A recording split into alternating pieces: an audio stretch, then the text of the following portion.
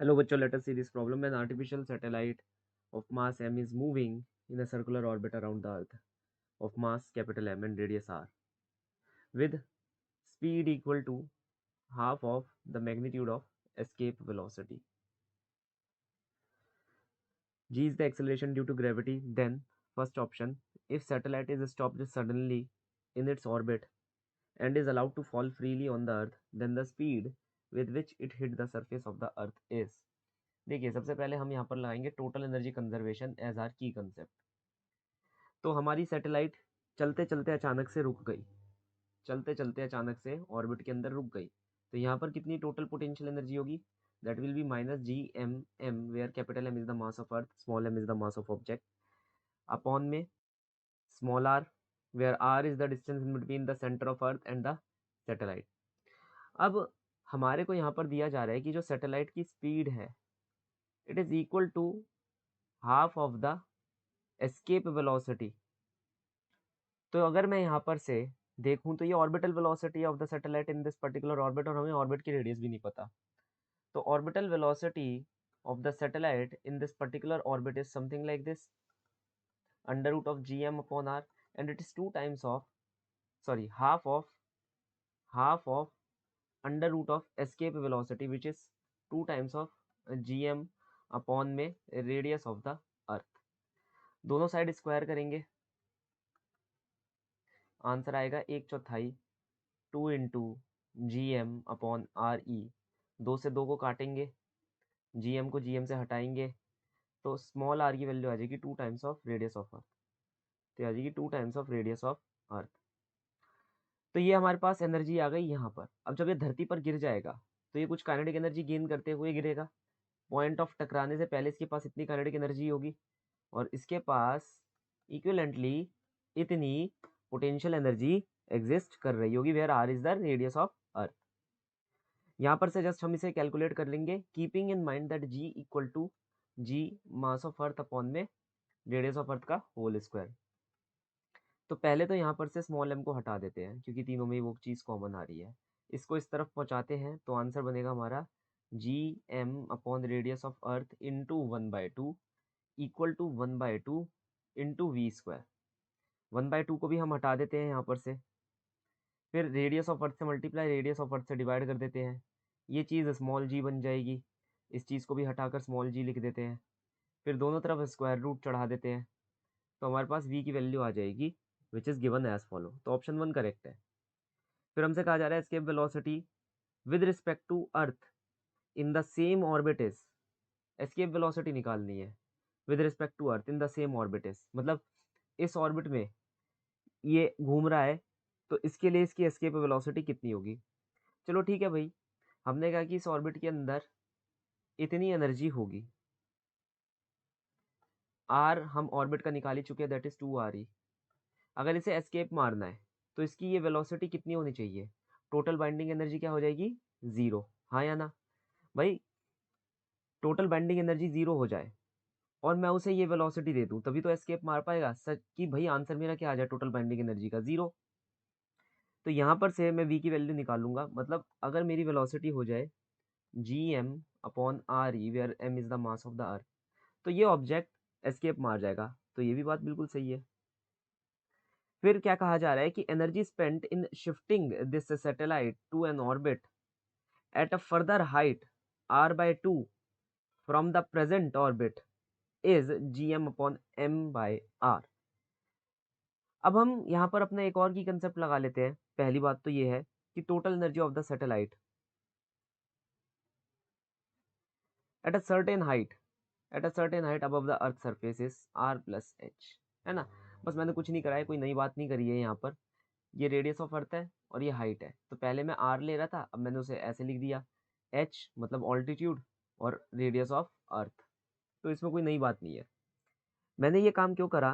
क्योंकि सबसे पहली बात है मैं ये निकालना चाहूँगा, क्योंकि यहाँ पर इसने बोल रखा है कि satellite is being shifted to an orbit at a further height r/2 from the present orbit, मतलब जहाँ पर तुम्हारा प्रेजेंट ऑर्बिट है उससे फर्दर r/2। तो अगर हम ध्यान दें, सेंटर से जो प्रेजेंट ऑर्बिट है वो 2 re की डिस्टेंस पर है, देख रहे हो? सेंटर से जो ऑर्बिट है वो 2re की डिस्टेंस पर है, तो मतलब उसकी जो हाइट होगी या कह लो ऑल्टीट्यूड होगा वो कितना होगा, रेडियस ऑफ अर्थ के बराबर। बिल्कुल बात सही है।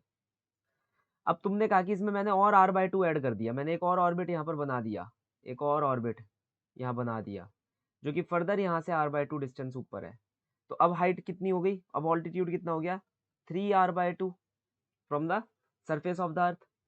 तो यहाँ पर अगर मैं टोटल एनर्जी निकालूँ इस पर्टिकुलर ऑर्बिट में, इस नए ऑर्बिट की टोटल एनर्जी निकालूँ, वो होगी GMM अपॉन में, चाहो तो r+h लिख लो, चाहो तो फ्रॉम द सेंटर की दूरी निकाल लो, कोई फर्क नहीं पड़ने वाला। लेकिन अभी हमने ऑल्टीट्यूड निकाल ही लिया है तो इसके अंदर डाल देते हैं।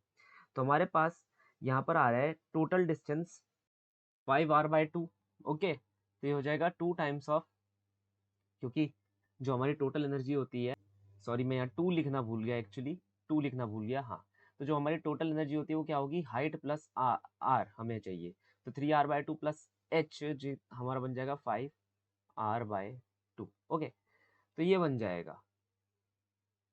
अब याद रखना यहाँ पर इस केस के अंदर वेलोसिटी 0 थी, आप बात समझ रहे हो, वेलोसिटी 0 थी यहाँ पर, तब जाके वो फ्री फॉल में गिर रहा था। ये केस और ये जो मैं अभी केस कर रहा हूँ, ये दो अलग अलग केस है, इसलिए ये मत समझ लेना कि मैंने यहाँ पर 2 टाइम्स ऑफ RE लिखा है और यहाँ 2 मल्टीप्लाई समथिंग मैं यहाँ पर कर रहा हूँ, ये अलग केस है। यहाँ वेलोसिटी 0 थी तो यहाँ टोटल एनर्जी से ऊपर सिर्फ ग्रेविटेशनल पोटेंशियल इंटरेक्शन एनर्जी होगी।